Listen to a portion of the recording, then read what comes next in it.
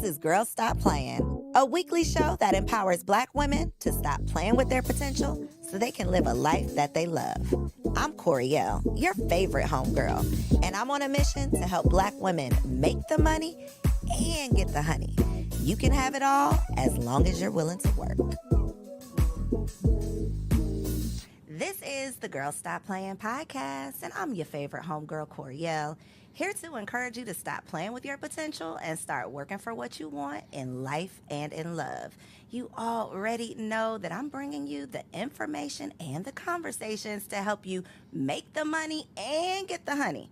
You can have it all as long as you are willing to work. And baby, we got a working woman in the building today that is making the money, got the honey, and is helping you get your honey too. We got Crystal Jordan in the building. Your last name is not Jordan though anymore. It's Jennings. Okay, let's put some respect on that. We got Crystal Jennings in the building. Hey, Crystal. Hey. I'm happy you're here. I'm so excited. It's like a long time coming. I was going to say, it's been a long time coming. So we're going to get into Dear Alpha Female, right? We're going to get into that. But Okay. who is Crystal outside of what you do professionally? You know what? That's a great question because I had to learn that myself. For a lot of years, I did not know. I didn't know who Crystal was outside of being a mom and a entertainment publicist. And so Crystal is a woman that loves, I love my friends to be happy. I love putting everything I have into friends and family. I'm also a bit of an empath. So I learned that I have to take breaks from certain things because I can get very, very emotionally involved and invested, right? But I think that's also what makes me who I am, just the fact that I really feel deeply for people. It also makes me great at writing, right? But I love my family. I love friends. I want everyone to be in their best, their best self. I want my friends to all find love and have love around them. And not just a relationship love, but just I want them to be in a good space, period. I'm always the one trying to check on, making sure that they're okay, making sure that they are in a good space. I love horses. I love riding horses. That's something a passion I was able to rediscover, later in life when I realized, wait a minute, what do I enjoy doing outside of work? And I would say riding horses and being on the beach are my absolute two favorite things. Riding a horse on the beach. And Hands I did down, that. That's you. I did it. Cabo? Turks and Caicos. Okay. Horse in the ocean. I did one at Cabo on the beach.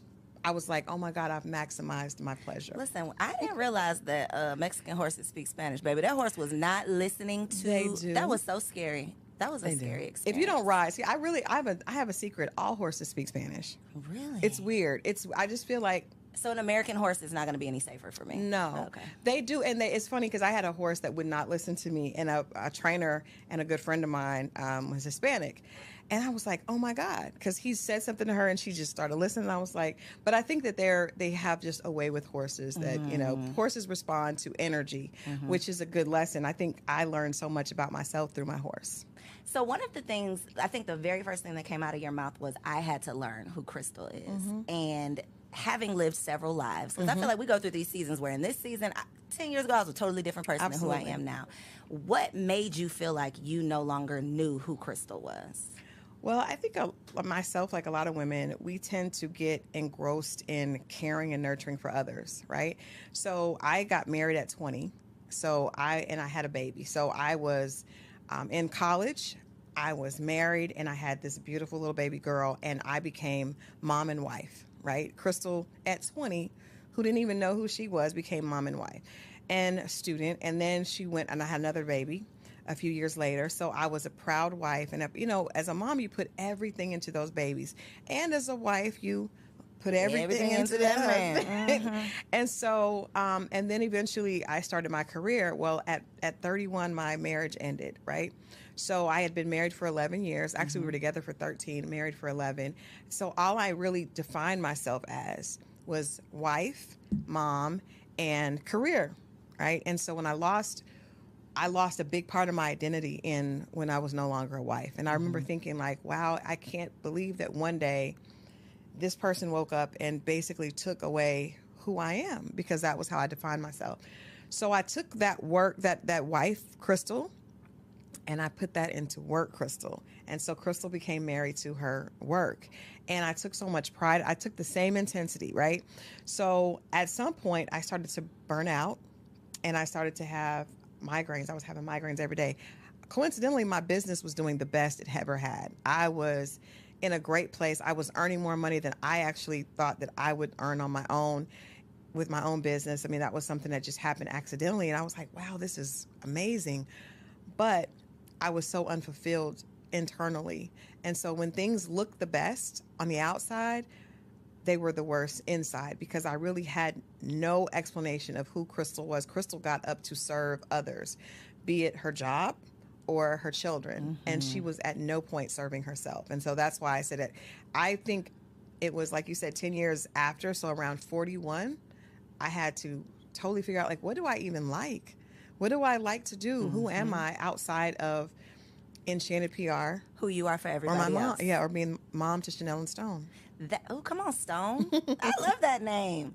I feel like that is such a common Yeah. scenario that so many women find ourselves in, and for different reasons. I mean, I didn't have my first baby until 35, Right. and I still feel like I didn't know anything and I was not ready. So to have to make that transition at 20 before you have even had time Womanhood. to define who you are or mature or Yeah. grow into the woman who you could become, I can't imagine that. And so even if it's not becoming a mother at a young age or having a baby at a young age, it could be when you are doing so well. To your point, I'm doing so well in my career, but something just don't feel good. Like something doesn't feel right. And a lot of times it's those crossroads where we wake up or we look in the mirror and we're like, okay, wait a minute, what am I doing all this for? Right. Who am I really? What is the purpose?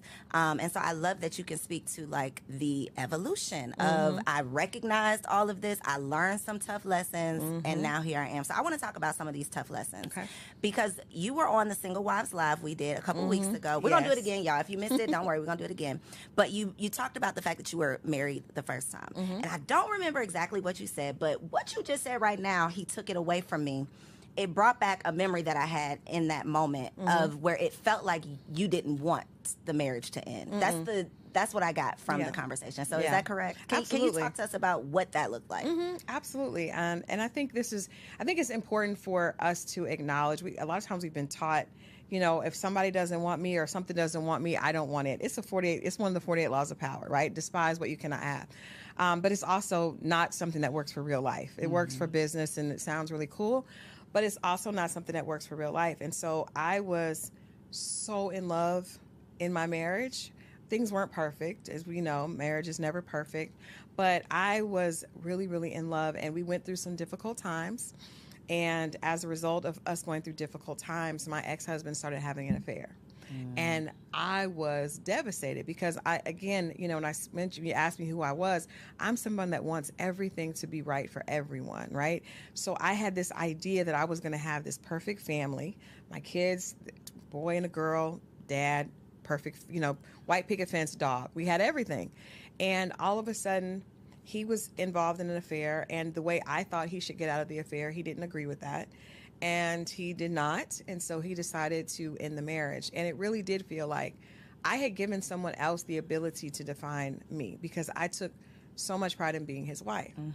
So, yeah, I was heartbroken. And coming from a mother and a grandmother that are like, girl, you better get over that. There was no place to actually just say it's okay to really mourn your marriage being over.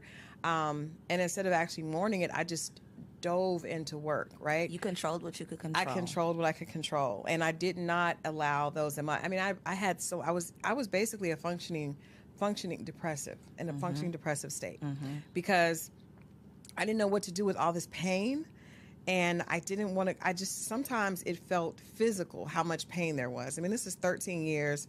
This is the love of my life. Our families are ingratiated, right? Our children don't know anything else, and all of a sudden, one day, it's like, it's over. So when you say your mom said get over it in terms of the sadness of the divorce, what was her take on the infidelity? Did she tell you to get over that too? No, just leave him and get over it. Okay, leave him and don't look back. Leave him and don't look back. And I did. My grandmother, rest her soul, husbands come and go. You'll be fine. You're strong. You're strong. But I did not feel strong at all. You know, I felt like my identity, I felt like Crystal was just, I didn't know where she was. I grew up without my father. so when I got married, he became my sunshine. I remember writing a essay, and it was like, this is now like the sunshine of my world. So, and that was dysfunctional, but you don't know it's dysfunctional until you get out of it, or until you don't know until you know. And so, yeah, there was no one I was telling my one of my mentors and my sister, Dr. Jerry Godhigh, like, I wish I had someone like that in my life, someone that says it's okay to not be happy about your marriage ending. It's okay to admit that you don't want that. Everyone in my family, they were doing this to help me because they wanted me to be strong, right? Girl, forget him. He wasn't doing you any good anyway. That makes you feel like, though, you have to act like that. You know, now I have to pretend like forget him, but I'm crying myself to sleep at night. I would leave, Coriel, I would leave, because I met you years ago when I was probably in this state, and I would come to events, totally made up with celebrity clients, and I would get in my car and I would cry on the way home because I didn't want to cry in front of my kids. And I couldn't cry to my friends because, girl, you're fine. Your business is doing good. That part. You got money. You got these celebrities. You should be fine. And that is what I think social media is making that even worse, because people think that if you got all of these things, not that you don't have problems, but I feel that people think that you should get over your problems. They do. Like you got all of this. You shouldn't be complaining about that, and that is unfair. If you and I'll take it a step further. As a woman, we judge each other by how we look, right? And so I probably look the best because I lost so much weight from being depressed. So I was depressed. I wasn't eating. I was miserable, but I was in this area that kept me in a very high profile position. And so people thought I was doing amazing, but I was the most miserable inside. And that came out later, with headaches and migraines that I couldn't get rid of. But I was watching the Wendy Williams docuseries, and I think that opened up an opportunity for us to have this type of conversation. You cannot judge a book by its cover, and money and fame and success do not.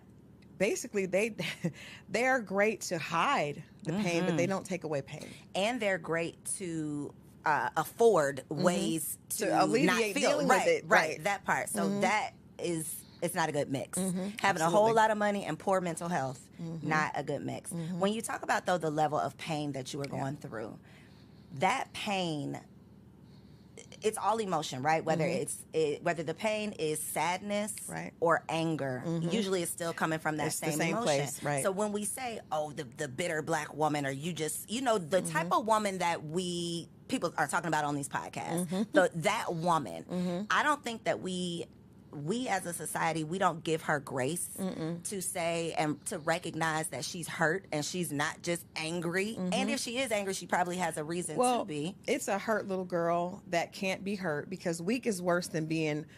It's better to be a bitch than to be weak in our culture, right? So it's better to be, and I've had my mentors say, Crystal, you got to find that inner bitch, right? That's where you should do.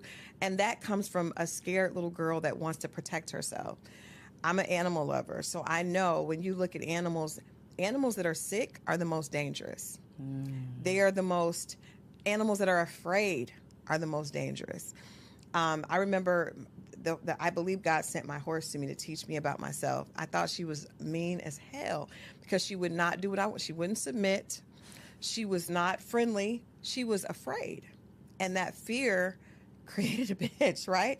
But like I said, our culture, we will, as a woman, as a black woman, I was taught you can be mean, but you can never be weak. Can't be sad. You can never be weak. Cry. Girl, get up. Get up. My grandma said, you don't have time to sit around and cry. You got them kids to take care of. You got to get up. And so it's funny that the things that we tell our daughters are the same things that later they get penalized for. We complain about it when you grow up and are displaying the same things that we taught you as a little girl. And it's the same conversation that I've had several times about dating. Because when we're little girls, the only thing that most of us hear is don't bring no babies home, don't have sex, stay away from those boys. And then when you turn 35, everybody says, well, where's your husband? Why are you not married? Right. I mean, it makes no sense. So that is the whole point of having these conversations is so that we can teach our daughters or our sons a better way of doing things based on the lessons that we've learned, because we love talking about these statistics. But we don't look at why. I was talking to one of my girlfriends today, and I've had this conversation with my guy friends. Even when you talk about men, right? Black men in our community, most of them are teaching their daughters to be independent. And I said, you are teaching your daughter to be a woman that you would not want to date. And if a man is not there in the house, you're still teaching, because you're always teaching, even if it's intentional or not intentional. So my father taught me that I couldn't rely on a man because he wasn't there for me, right? And my girlfriend, whose father was in the house, he constantly taught her, make sure you can take care of yourself. Make sure you can take care of yourself. So those, and we know that when you're young, that is just porous ground. You plant those seeds. That little girl, my daddy said, I always got to be able to take care of myself. So then she gets to 28, 29, 30, and the first thing she knows, I got to take care of myself. And now we tell her, oh, you're an independent Black woman. You're going to be single forever. But I'm just doing what I was taught. That's just following the directions my daddy gave me or didn't give me. Exactly. It's literally, it's literal insanity. The same thing we do to little girls, mothers do to their sons. They raise their sons to be the men that they hate. Absolutely. All of the things that y'all are complaining about, you are grooming your child to do the exact same thing. And men are training their boys to be a man that would not deserve their mother. Because when you encourage him to be promiscuous and you use it as a badge of honor, they use it as a tool of success. Don't worry about girls now. Get all the money that you want and then you can have all the girls. But he had a mom. So, and we know little boys' first love is their mom. And so that's a dysfunctional relationship that they're taught from the beginning. This is not what I should look for. What I should look for is to have the upper hand so I can have all the girls. And then the moms come along and say, oh, he's got money. My son is cute. He's going to be a heartbreaker.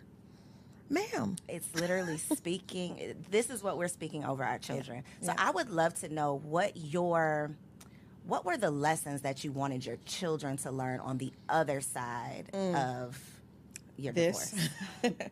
It's like we look at it like post-divorce and pre-divorce, almost like, post-Christ coming in after, because it was such a big impact on my kids. My son was 9 and my daughter was 12. That's a really horrible time to go through because they're both coming into their identity as people.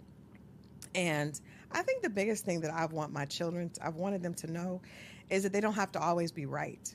Because, I have a great relationship with them because I learned I was of the mindset that I had to provide and I had to make this perfect life for them. And when the life became unperfect, they still loved me. And I remember thinking like, wow, after the divorce, I didn't have the money that their father and his family had. And I thought, they're not going to want to be with me. But the fact that they said, Mom, we want to come with you, then I was like, oh, wow. So you don't have to be perfect. You don't have to be perfect as a mother. And I want them to know that as young adults, they don't have to be perfect. I made a lot of mistakes. Their dad made a lot of mistakes. But you can always pivot. And I think a lot of us we feel like we got to be perfect or we're hard on ourselves. And so I'm proud of them, but I always wanted them to know I was very open. Like, Mom didn't know what to do. She thought she did. She had you at 20. And it's okay to say, I need help.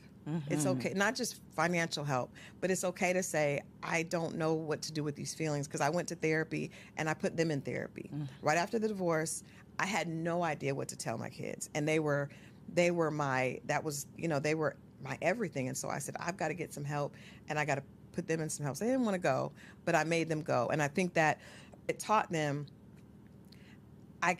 it's okay to need help with my emotions.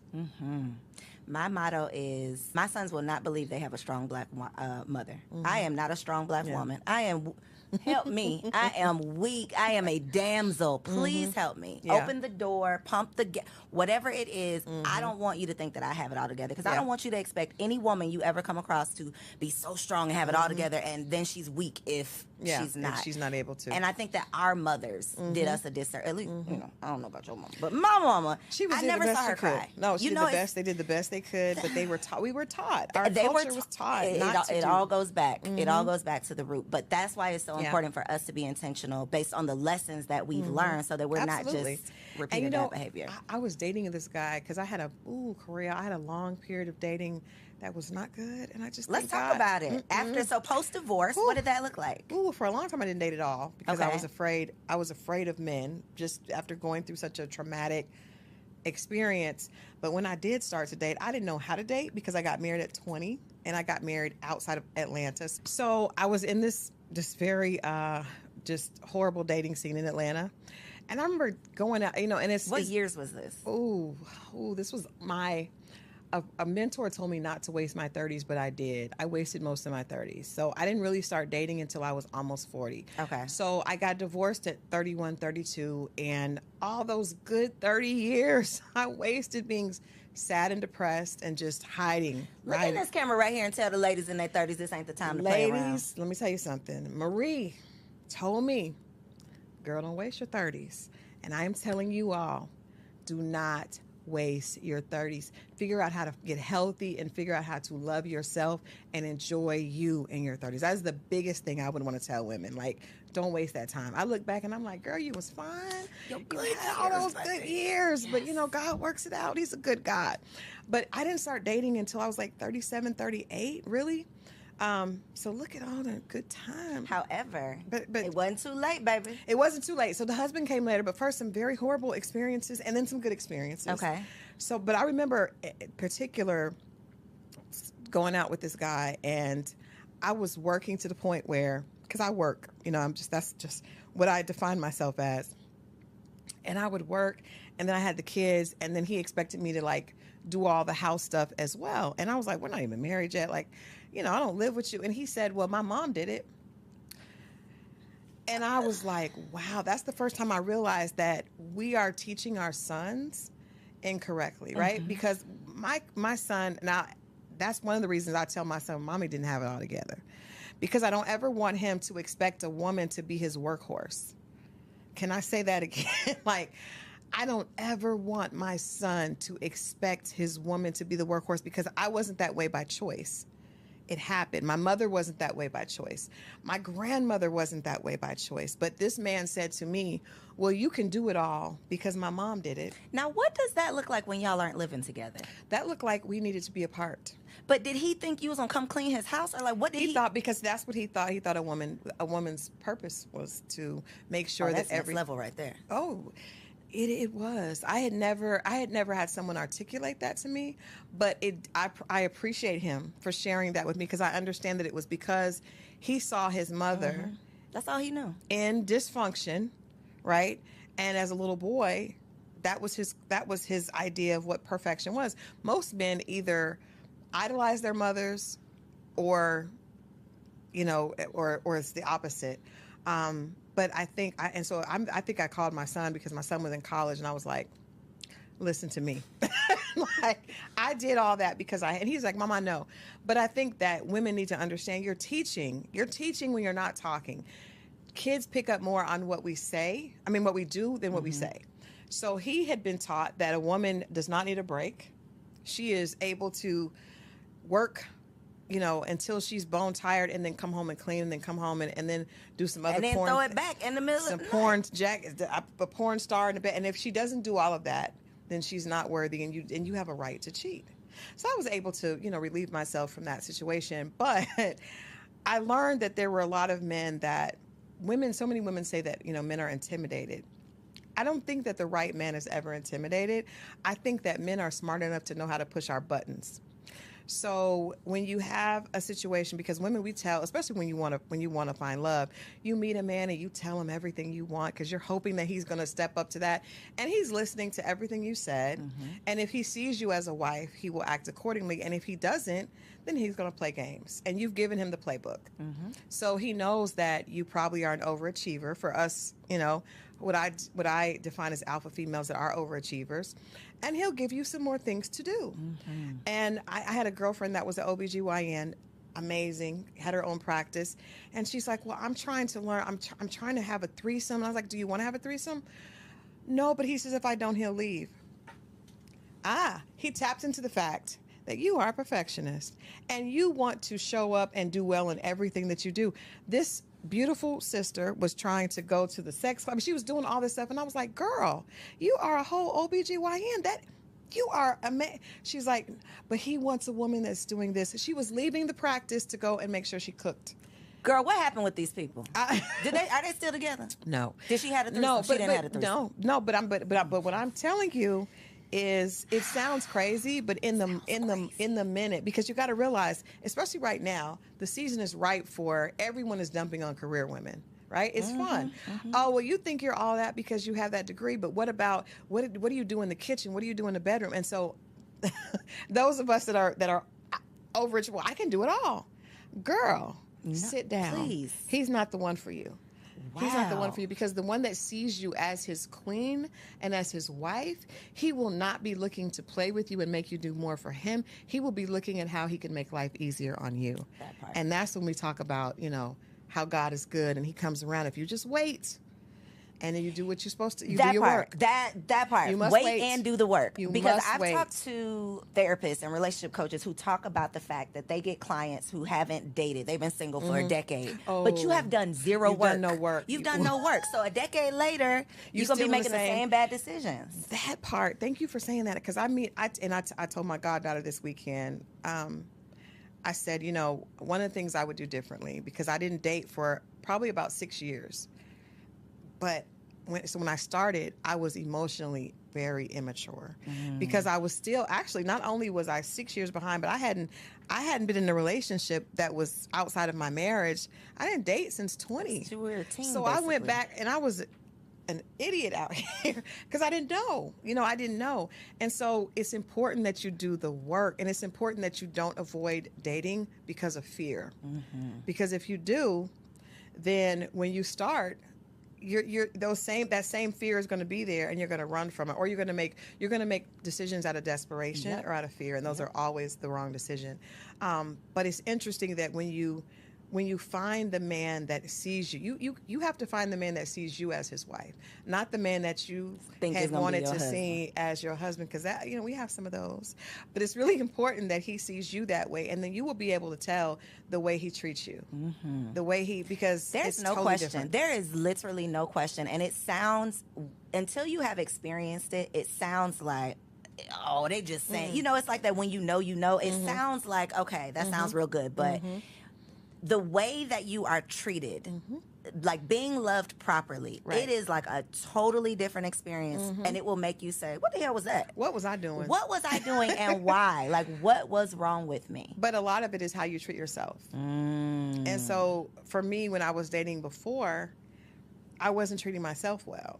They saw that I was chasing these clients and trying to be perfect for them, trying to make sure they had everything, doing all this stuff for my kids. So they were like, oh, let me jump in this. Let her do some stuff for me. Let her do it for me. So I want to get to this husband. Yay. Because, before you got to the husband, you talked about the fact that one of your challenges, which I want to bring this up because I feel like it's a common challenge, is couldn't nobody tell you nothing. Yeah. You were never wrong. And I think that for successful women, women who have been successful in any area of their lives for a long enough period of time, we start to feel like, because I've done this, I can do I'm right about everything. Yeah. Nobody can tell me anything. Absolutely. So talk about your experience with that, and then how other women who may be exhibiting those same behaviors can stop.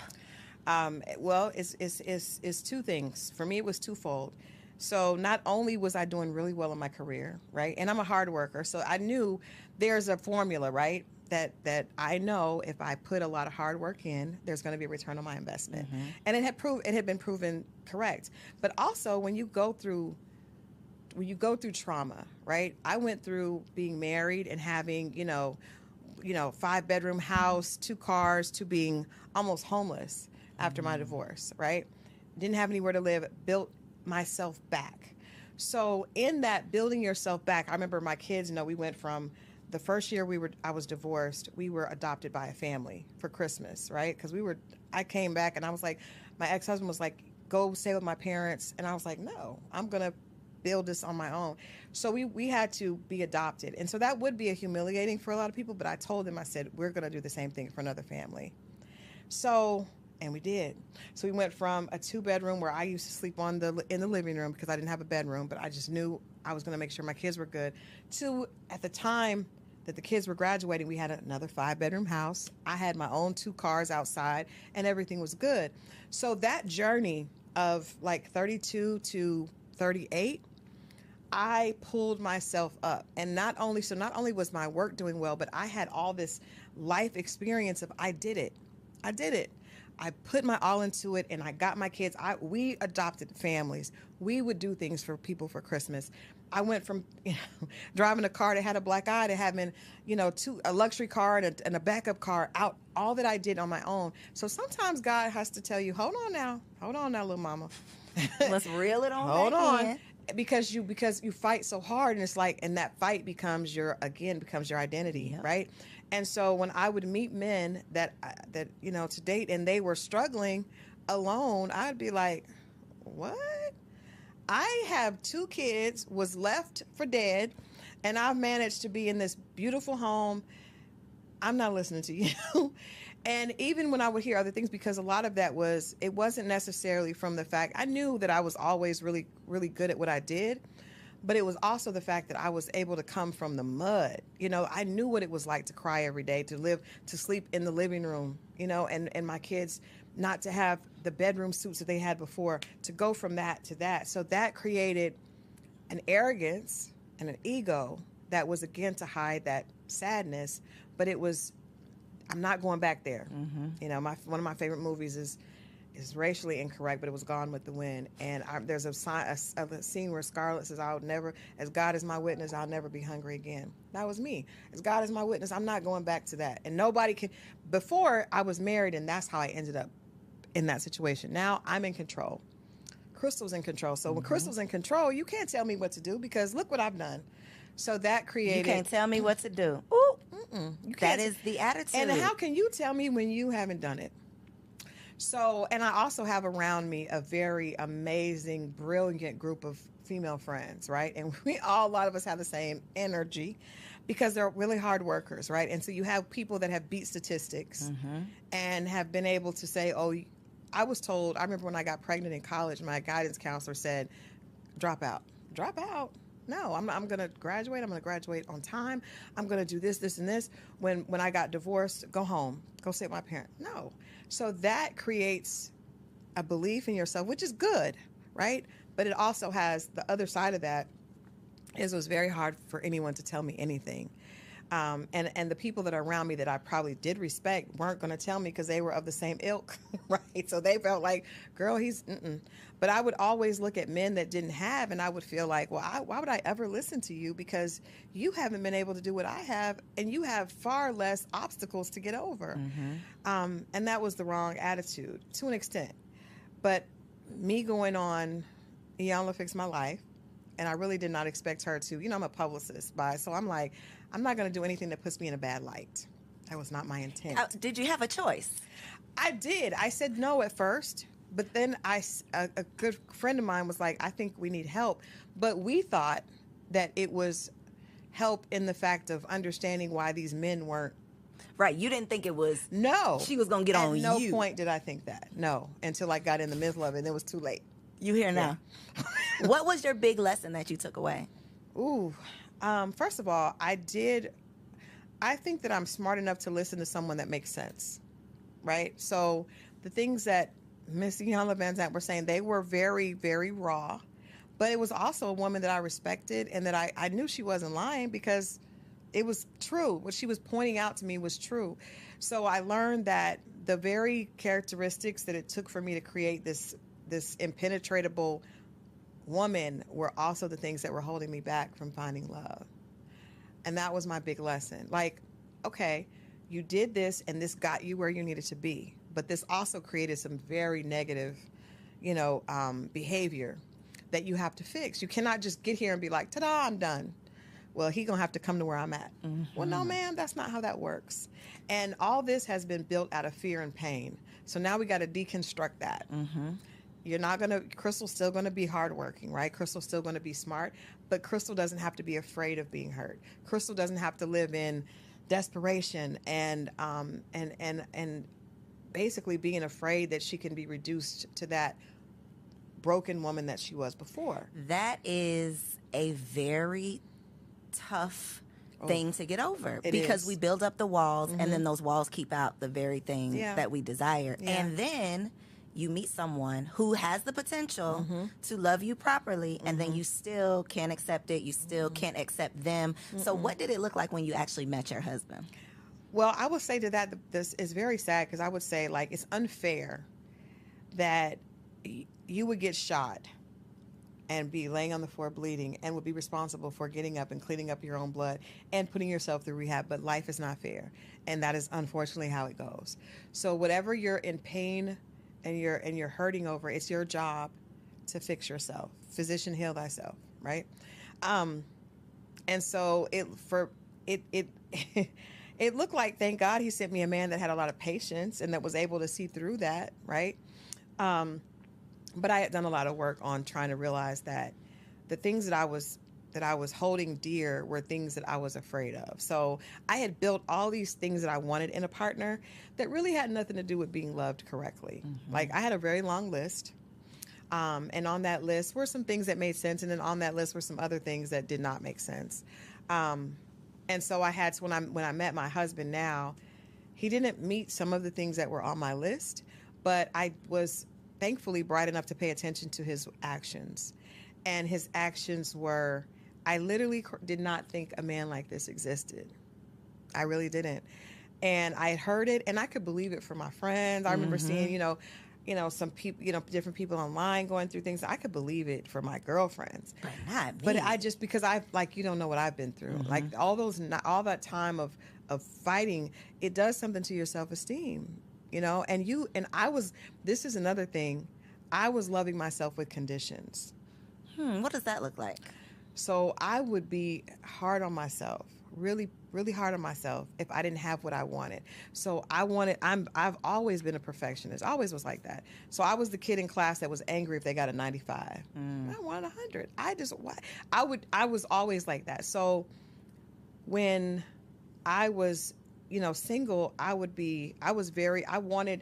wanted to make sure that I had this for my kids. So I would work extra amount. I would put myself through things, and I would never tell myself, Crystal, you are good as you are. It was like, no, girl, you need to do this. You need to get on it. You need to look, you 20 pounds overweight. That's not acceptable. And I was hard on myself. I was mean to myself.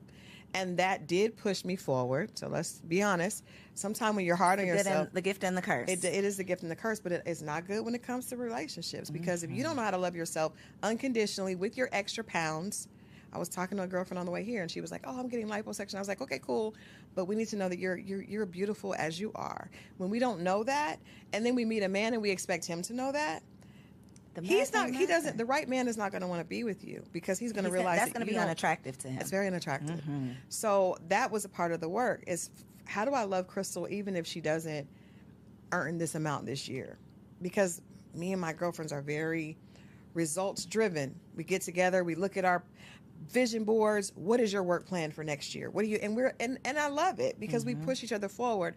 But at some point it needs to be like, girl, even if you don't achieve that, you're still good. You're still good. So when you went to Iyanla, you got yourself together, you met your husband. How did your transformation affect your friends who may not have evolved or went on Iyanla?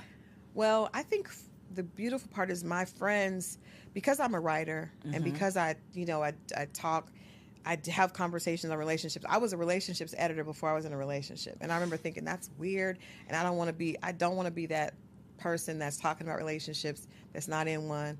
So what I did is I just talked about everything. I would write about things from a positive perspective. And one of my girlfriends challenged me to do that. She was like, Crystal, it's enough negativity about Black love. At least when you write from this perspective. And I didn't know it to be true. I was writing what I thought were lies.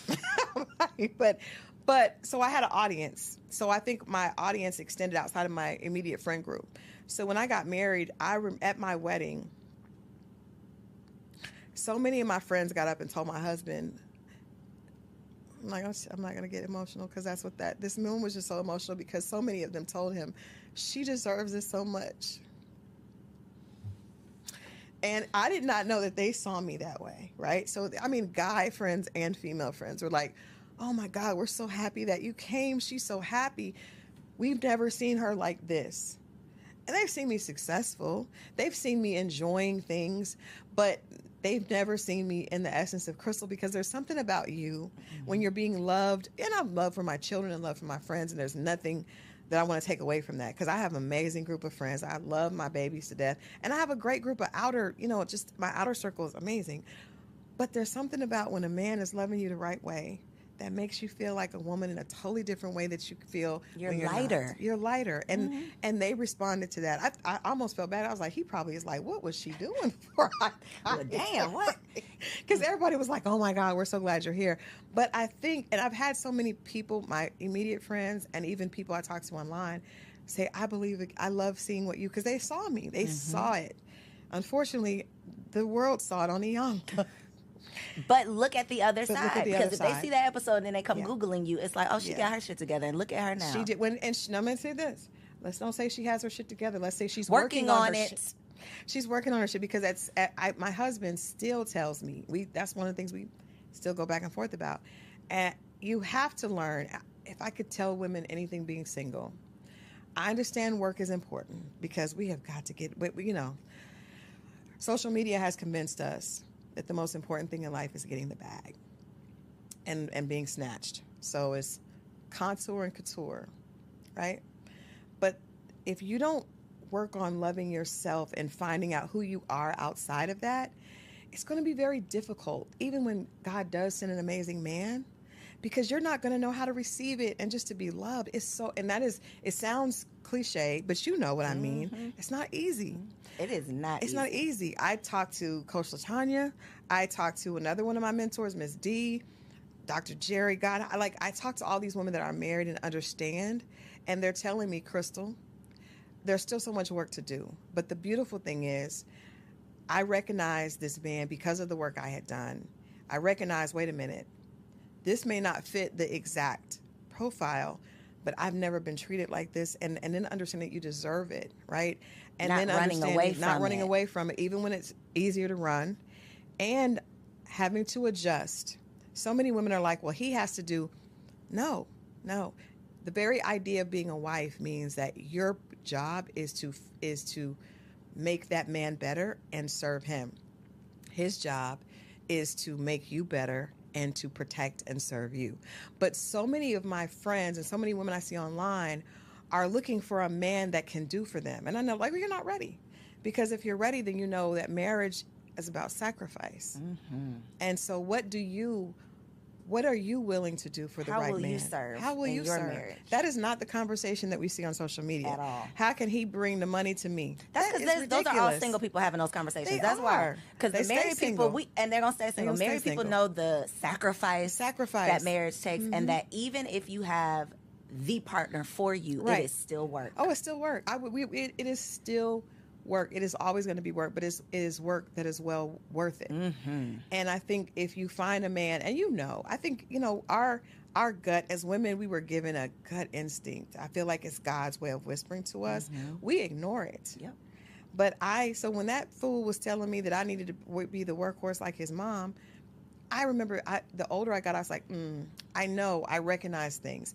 Even I dated some great guys. They just weren't the guys for me. And because I started to be able to be in tune with that, with Crystal, once I started to love Crystal, she started to speak to me in a different way, because before she was just chasing. Stop chasing and allow things to come to you. And my husband, when we met, he told me, just take my hand and let me lead you around the obstacles of life. And I was just like, who is he talking to? I did not need you to lead me. Look what I have amassed, right? Look what I've led myself to. And he was patient. I remember being just difficult. It was just difficult. But he saw that, and now I see different things. He gave me a different perspective. It's not all about how much money you earn. It really is about the quality of life and what you're enjoying. And his perspective is so different. And I think I've been able to give him different perspective as well. But it is really about serving. And I hope that my goal and my purpose, Iyanla told me this, she said, this is not for you. This is for the women that you will be able to help.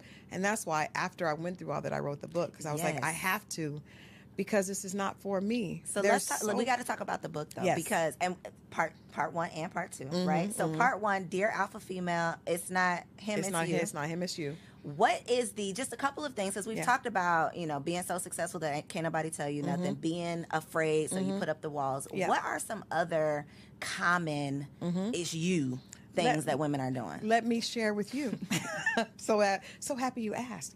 So a lot of times what we do is this. We will we see a guy that we like, right? And he has all the bells and whistles that say no, but we are attracted to it either because he has the financial portfolio that we think is a good fit for us, or he may have the look. He may be fine, and you just be like, or he may be able to do some things to you that make your body say yes, right? And praise God for all of those things. They all count, yes. They all count. But you are ignoring the other bells and whistles because of that. So a lot of times you're the smart, beautiful sister that you are, will try this with him. I'm going to give him a chance. There's nothing that this man has done outside of make your body sing, which is important, but not the only thing. But there's nothing that he has done to show you that he sees you as a wife. And you give him a chance. And then when it doesn't work, I'm done. Forget it. Men are all bad, and I'm not, and you want to argue, go online, talk bad about men, but you chose that man. You knew deep down inside, you knew that wasn't right, and you used that as a defense and a block. And the right man doesn't have a chance now but you made that choice, sis. So in the book we talk about, I've talked to girlfriends. We're just gonna be honest. That man is married. Okay, he's separated, but he's married. That's not your husband. But you can give me 8 million reasons, and that's fine. But then when that doesn't work, you're going to use that pain and say, well, this is what was done to me. I was hurt. Well, you hurt yourself. Yep. You hurt yourself. The lack of accountability. So you must, if you're talking about, we want to talk, because women love to dig into, well, this happened to me, and I didn't deserve it, and da-da-da. But God gave you a beautiful brain that you're able to use to achieve. Because I see some of the women that I relate to that are in our circle of high achieving women that are able to, you're brilliant. But when it comes to making decisions with men, you act like you didn't know. You knew. You knew. You knew. And if you didn't know, then you weren't in touch with yourself. Yes. Because you weren't listening. So when we're using those examples of men that we had no business being with anyway, and you use that as a reason that you're not giving someone else a chance, sis, that is you. So that's just one of the examples, because that's one of the things that we do a lot. We love to make the wrong decision and then use that as ammunition against the next guy. Yep. But that is all on, and I've been there. We all have been there, which is why there's no denying it. It's like we've all made bad decisions. Ask me how I know, because I did it. Because we've all done it. Wasting years. It's a journey. Wasting time. So the first book, people were a little, not that they were upset, but people don't want to be told that it's you. You are the problem. Yes. So as a solution to the first book, there is a second. I have a second book that's coming out this summer. But when I realized the response for women, I do feel like I need to double down in a way. I want people to get the message, which is why we're doing another edition of it. But the reality is, when I went on Iyanla, I was in tears. That episode, she told one of the girls was me and 3 other colleagues, and she was like, "Well, this is what happens to me." And she said, "Well, if dogs keep ending up at your door, then you need to up the wattage on your light. Maybe what is it about your light that's dim that's attracting all these dogs?" We were in. She didn't take it easy on us, right? She was not playing with us.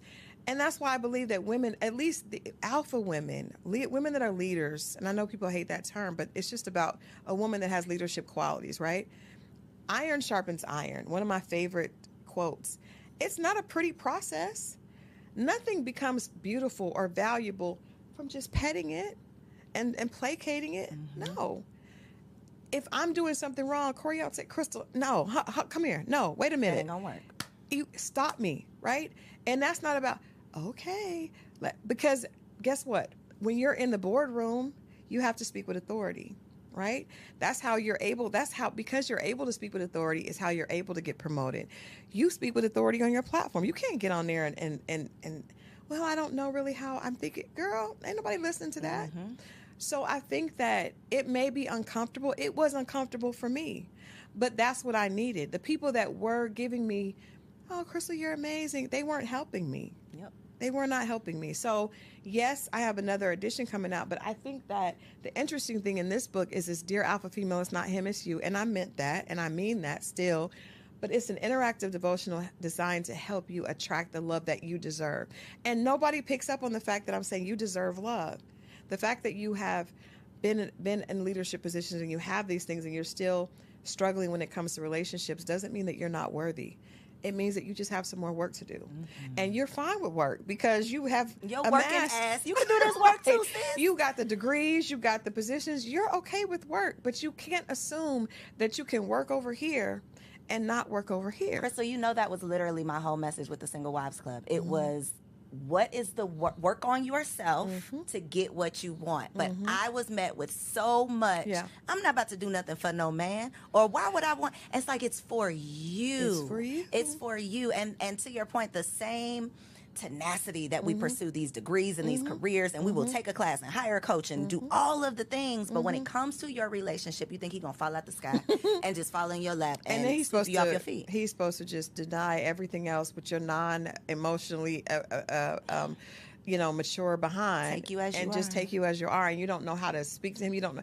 I very rarely hear, especially on social media, which is why I'm so glad you're doing what you're doing. I rarely hear women speaking about, what accountability do you have to a relationship, right? None. All we want to talk about is what he's supposed to do. And that's why I can understand why there is a backlash from men to an extent, right? But at the end of the day, we need to be figuring out, how can we love each other? How can we love ourselves first? Because you can't be empty and be a good partner. But if you're willing to go under a knife to make yourself look beautiful on the outside, why are you not willing? Why is it such a... Why they beating down your door because you just want them to read a book? I just want you to do some internal work, but it's easy to put on the makeup and to go get all these things, because it doesn't take you acknowledging that there may be something going on with you. And I think a lot of us feel like we feel undeserving inside, and we don't want to look at that, right? Because you grew up thinking that maybe you didn't. And so you learn to get all these things to prove people wrong, but you haven't proven yourself wrong yet. And that's the problem. So you've got to go back and do that work. And it's self-work. That's the other thing, too, because people have a problem with therapy. People are above people telling them, you can't tell me nothing. Tell yourself. Buy the book and do your own work. It could be between you and the Lord. Right. But do the work. It's worth it. And you know what? The funny thing is, most of your girlfriends, I know, I remember I had 4 girlfriends. We would go to dinner. And I invited one of my guy friends to dinner with us. And he was like, you all are exhausting. And we know that because we're like, where are we going to go for dinner? Well, I don't want to go here. Because we're all women that are in leadership. And your girlfriends know you're annoying. They don't want to marry you. You don't want to marry them. And it's because all of y'all need to do some work. It was and I love the fact that we work well together. But at some point, so I just tried to say, you know what, with my girlfriends, I just want to, y'all already got the work down. You got that part. Let me just ask you how you are. Let me just talk about something else. Let's just focus on, so when you come to Crystal, it will be more about, what are you doing for you? Because you got all the girlfriends that are going to be like, let's talk about the work plan. I was one of those girls.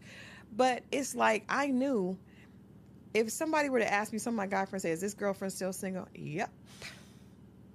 You know that, though. We know that about our friends, but we don't tell them. I tell them. Well, but now I do, because I didn't know before. But I tell them, and they know. How do they receive it? They honestly, because, these are my close friends. They know, and they know that I'm telling. They know that I'm living. And you're telling them in love. And they know that I'm still struggling. I did not learn to not have I still sometimes have the laptop in the bed. But my husband was like, this isn't going to work. You need to cut this. Where are the boundaries for work? And every girlfriend I have doesn't have boundaries for work. I literally told my husband 3 days ago that I've been treating my marriage like a side chick. And I've decided that my marriage is going to be my business. That's what y'all need. That's it right there. Yeah, that is it. That's because it. Even if you meet the man, it's not going to just magically, you're going to just throw your laptop and close down your business. You're not going to do that. I'm struggling. It's still, listen, it's a constant struggle. And I think that hit me kind of hard, Coriel, because I probably... If my husband sees this, he's going to be all in my face. I don't want him in my face. Leave us alone. But I'm trying. I'm working on it. He knows I'm working on it. But that's true. And I think if you have to get in that mindset, it's like when you go to college, right? And you go back to work on your advanced degrees. You get in the mindset of, no, I'm getting ready to start this master's program. So I got to, I know I'm going to have to be on it. If you really want a relationship, and I hate that we have to talk about it like this, but this is what we understand. Is what we get, yeah. I understand. I was like, well, I want a return on my investment. Well, you can't get a return on your investment if you're not willing to sacrifice. every return on investment comes with sacrifice. Gotta give up something. You got to give up something. And so if you really want a loving relationship, you have to be willing to sacrifice. And you have to be willing to consider that what has worked for you has to change. I had a guy friend tell me, when you get married, that means that you are willing to change and a lot of women just want to add the man on the side. And you just come along and get with my program. Yeah, I'm already doing this. And I want him to look a certain way and earn a certain thing, and I just add him to the mix. Mm-hmm. Well, nobody wants to be treated like that or looked at like that. So he's going to go find somebody that's going to make him the priority. Needed and feel like he has a place to fit in. I think that's some great advice for single women, too, is creating space. Yep. And it could be physical space, clearing out a drawer for this man that you're manifesting, or actually carving out time where you say, these are my boundaries. Practice closing your laptop now. So that when you meet the man, you're not like us and he having ain't a hard time. Please. I'm still having a hard time. It's a struggle. It is. Getting off not taking work calls after a certain time. But see, those are boundaries that Crystal didn't set for Crystal. And I'm telling you what, with every guy I dated in the past, it was unattractive. I just didn't know it. I thought they were intimidated by my success. No. They didn't care about it. They just wanted to talk to me. And because I wasn't available, they found someone that was. I remember I told a guy, he asked me to take me out, and I looked at my calendar and I was like, I don't have any opening for 2 weeks. And my single guy friend was like, Crystal. But I didn't. I was like, I'm traveling. And they were like, that ain't how this works. Date you? Yeah. It's not intimidation. I think so many women are going to hear what you're saying right now and be like, oh.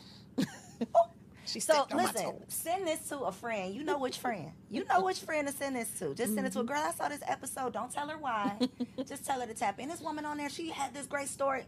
Send it. Wink, wink. Please look in this camera right here, though, and tell them where can they order their friend a copy of this book. Yes, get one for you and your friend, because if that's your friend, usually birds of a feather flock together.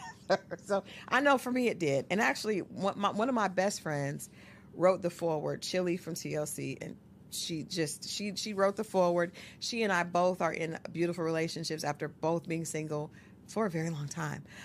But you can go to Amazon.com. You can go to Barnes & Noble. You can go to Walmart. Any place. You can go to my website. You can go to dearalphafemale.com. You can go to The Real Crystal Jordan. But, get the book, and I promise you, there's information here that you'll be able to relate to. We talk about how the alpha personality, for most of us that are overachievers, it was created when we were little, right? I was a straight A student that always had to be on the honor roll, always had to do this, always breaking statistics. It's a beautiful thing. It's like black girl magic, but what's on the other side of that magic, right? On the other side of that magic. And so please get this book. It really is, it's time for us to allow the overachieving little girls inside of us to relax. We owe her thanks for carrying us thus far, but it's time for her to exhale. It's time for her to let go of her fear. It's time for her to be loved unconditionally, and it's time for her to grow. This is my love letter to all my alpha sisters. So if you want marriage on the other side of that black girl magic, log on dearalphafemale.com. Check out my girl Crystal, and I will catch y'all on the next episode. So if you made it this far, I just know you loved that episode. Well, what you did not know is that we recorded it right here in ATL at Elevate Studios. Yes, your girl has her own studio, y'all, and it's not just for me. I'm opening it up for you too. So if you have a podcast, if you are a vlogger, a YouTuber, or a content creator, and you are looking for a professional studio to record your content, or you want to hire me and my team to fully produce your content, make sure you check out the show notes below or log on to elevateagency.com.